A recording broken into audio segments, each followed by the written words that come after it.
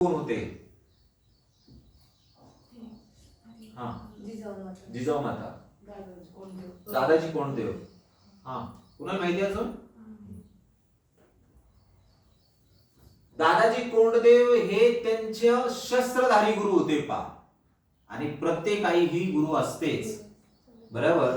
पण सगळ्यात महान गुरु तुम्हाला माहिती का? रामदास स्वामी होते. कारण ज्यावेळेस लक्षात ठेवा त्यांना शरीराने हरल्यासारखं वाटायचं, त्यावेळेस त्यांना आध्यात्मिक शक्तीची तयारी करून दिली. जे म्हणतात ना की त्यांना कुणी दिव्य शस्त्र दिलेलं आहे? तुळजा भवानी मातेने दिलेला आहे.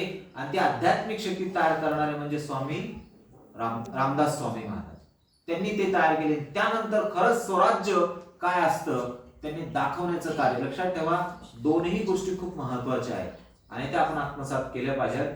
त्यामुळे आध्यात्मिक म्हणजे स्पिरिच्युअलिटी आणि त्यानंतर तुम्हाला ट्रेनिंग, या दोन गोष्टी जेव्हा एकत्र येतात ना तर तुम्हाला हार के बाद भी जीत दिखती है.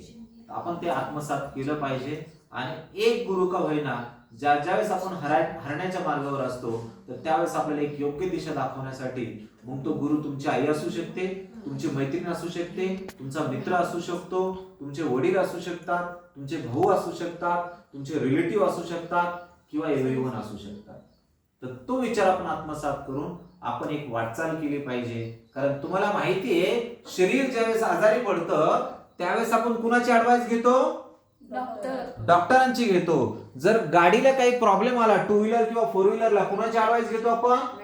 मेकॅनिकलची घेतो, बरोबर. तसंच आपल्या लाईफ मध्ये पण ज्या वेळेस आपल्याला कुठेतरी असं वाटेल की अरे मला हरल्यासारखं वाटतंय, बरोबर. शरीर कधीच हरत नाही, मन हरतं, बरोबर. आणि मन ज्यावेळेस हरल्यासारखं वाटेल तर तुम्हाला एक आध्यात्मिक शक्तीची गरज आहे, एक आध्यात्मिक गुरुची गरज आहे. आणि त्यावेळेस तुम्ही निश्चित तो आधार घेतला पाहिजे. आणि तोच आधार छत्रपती शिवाजी महाराजांनी घेतला. दृष्टी त्यांच्याकडेही होती पण दृष्टिकोन बदलला पाहिजे यासाठी त्यांनी रामदास स्वामींचा आधार घेतला पाहिजे.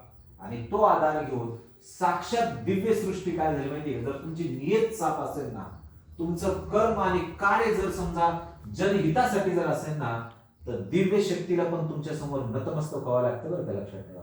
आणि ती शक्ती त्यांनी तयार केली आणि त्याचं महत्वाचं कारण म्हणजे फक्त आणि फक्त रामदास स्वामी आहे. आणि म्हणून आज 396 वर्षांनंतरही आज आपण आदरणीय आणि महान व्यक्तींचं जयंती साजरी करतोय. आणि केक कापून नाही, डीजे वाजवून नाही, तर गुरु कम्प्युटर मध्ये आपण एक चांगल्या विचारांचा, प्रभावशाली विचारांचा आत्मसात करून त्याच्यावर आपण वाटचाल करणार आहोत. असं आपण आपल्या वाणीतून काय केलं काय पाहिजे, एक मार्गदर्शन दिलं पाहिजे, बरोबर. निश्चित. चला, ओके, थँक्यू.